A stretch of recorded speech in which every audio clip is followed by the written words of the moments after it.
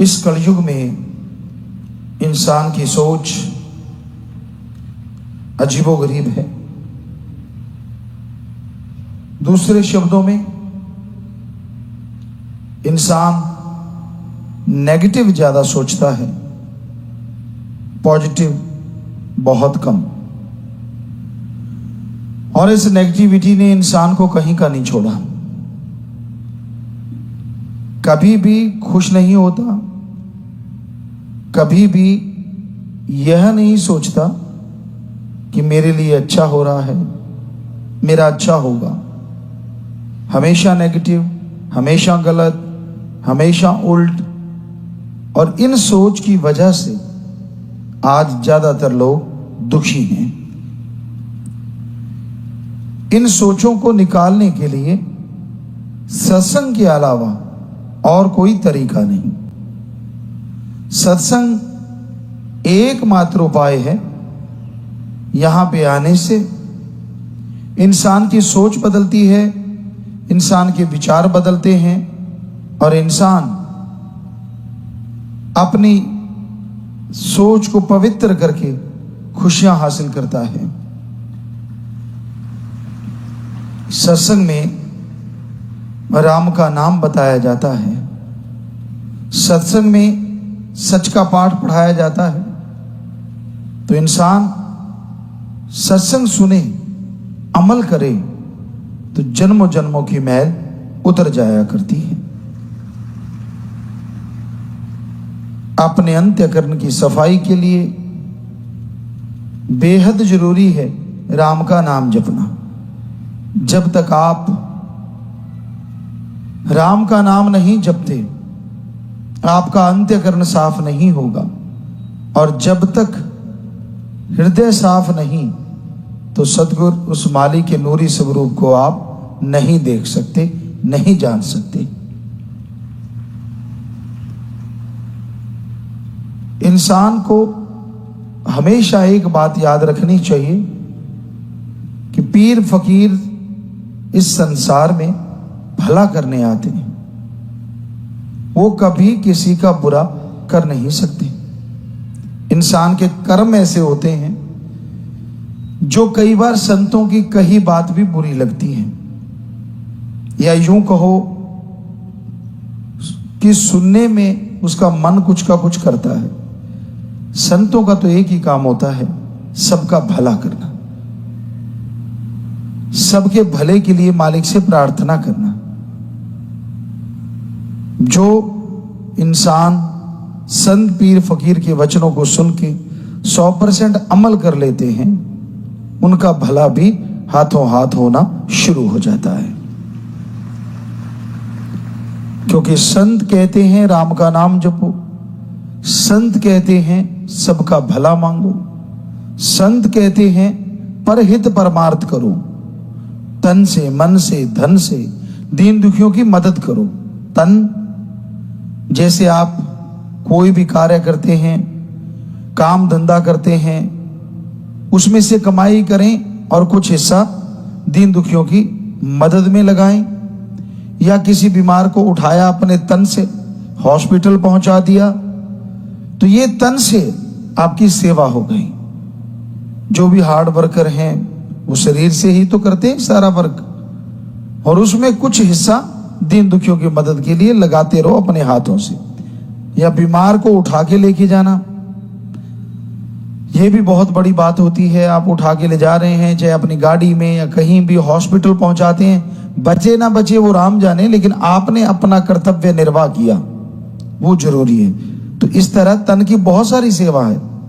किसी अंधे को अपना हाथ पकड़ा के रास्ता पार करवा दिया, तो ये भी आपने तन से किया। मन की सेवा ये सबसे मुश्किल होती है। सत्संग में बैठ के संतों की बात को ओपन माइंड से सुनना, पहले से नहीं कुछ बना के आना, मेरे पे व्याख्या होगी, तेरे पे होगी, फलाने पे होगी। ऐसा सोच सोच के आप अपनी भक्ति खत्म करते रहते हैं और हासिल कुछ नहीं होता। खुले दिमाग से बैठो। अगर आपको लगता है कि आपके ऊपर असर हो रहा है, तो आपको कहा जा रहा है, तो उसको बदलो जो आप में कमी है। संत कोई आपको डराने के लिए या आपको धमकाने के लिए या आपका बुरा करने के लिए नहीं कहते। संत कोई भी बात कहते हैं उसमें आपका भला होता है। कई बार आदमी इतनी ईगो कर लेता है, इतना अहंकार कर लेता है, उसे याद ही नहीं रहता राम का नाम भी जपना है, ईश्वर की भक्ति भी करनी है। तो संत उसे समझाते हैं, सिखाते हैं कि नहीं, ईश्वर को याद करो, मालिक की भक्ति करो, तभी खुशियां आएंगी। तो संतों का काम होता जीवों को समझाना। ये बेपरवाह जी ने भजन में लिखा है कि संत इस दुनिया में सबका भला करने आते हैं, सबको समझाने आते हैं। उनकी जिंदगी का मकसद होता है पूरे समाज का भला करना, किसी एक दो चार का नहीं, पूरे संसार का। चाहे उन्हें कोई मानने वाला हो चाहे ना मानने वाला, उनका तो एक ही मकसद होता है कि उस भगवान की प्रजा कैसे सुखी रहे। वो मालिक से प्रार्थना करते हैं, सुमरन करते हैं, यहां तक कि बहुत से जीवों का कर्म भी उठाते हैं। ये उनका कर्तव्य हो जाता है, संतों का काम होता है। और संतों के वचनों को सुनो और अमल करो, यानी उनको मानो। कई बार जीव नहीं मानते, संत समझाते रहते हैं, रब का नाम जपा करो भाई, सेवा किया करो भाई, नहीं करते, नहीं राम का नाम जपते, तो परेशानियां आ जाती हैं, दुख मुसीबतें सामने खड़े हो जाती हैं। संत बोले सहज सुभाए, संत का कहा बिरथा न जाए। यानी संत पीर फकीर अगर अचानक भी कह दें तो उनका कहा हुआ व्यर्थ नहीं होता, उसका कोई मतलब होता है। और संत जिसको सिखाएं उसको तो 100% सीखना चाहिए। उसके लिए तो इससे बड़ा भाग्य की बात और क्या हो सकती है, इससे बड़ी नसीब की बात क्या हो सकती है। तो उसको सीखना चाहिए और उन बातों को दिलो दिमाग में बसा लेना चाहिए कि हाँ मुझे यह करना है, हाँ मुझे इस तरह से जिंदगी जीना है। तो संतों की बात सुन के अमल करना सीखो। सत्संग में बैठना बड़ी बात है। आप चल के आते हैं,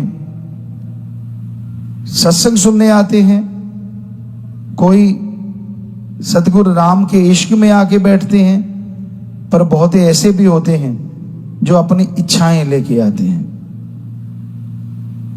जिसे कहते हैं मन्नत, कि भाई ये मेरी मन्नत पूरी हो जाए, ये मेरी बात पूरी हो जाए तो मैं सत्संग सुनूंगा, अगर मेरा ये हो गया तो फिर मैं ज्यादा सुन। तो इसमें एहसान क्या है भाई?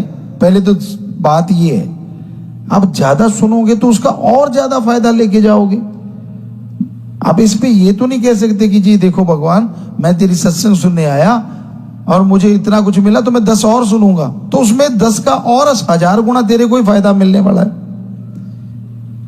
ना तेरे से कोई पैसा, ना तेरे से कोई चढ़ावा, पर जब सुनते हो तो अमल करना सीखो। सुनते रहना ये नहीं है कि उसका फायदा नहीं है, 100% है। आगे आत्मा के लिए कोई रुकावट खड़ी नहीं होगी जो ज्यादा सत्संग सुनते हैं और जो सत्संग के आशिक होते हैं। लेकिन सुन के अमल करना बेहद जरूरी होता है। सुन के वचनों को मानना जरूरी होता है। सुन के मानते नहीं, वो दुखी होते हैं, परेशान होते हैं, उन्हें तकलीफ आती रहती है। तो संतों के वचन सुन के अमल करना सीखो। जो आपकी जिंदगी का रास्ता है उस पे चलना सीखो। सेवा करो, सुमरन करो और मालिक से मालिक की औलाद का भला मांगते हुए आगे बढ़ते जाओ। यकीनन मालिक आपका भला ही नहीं करेंगे बल्कि आपके आने वाली कुलों का भी उद्धार जरूर कर देंगे।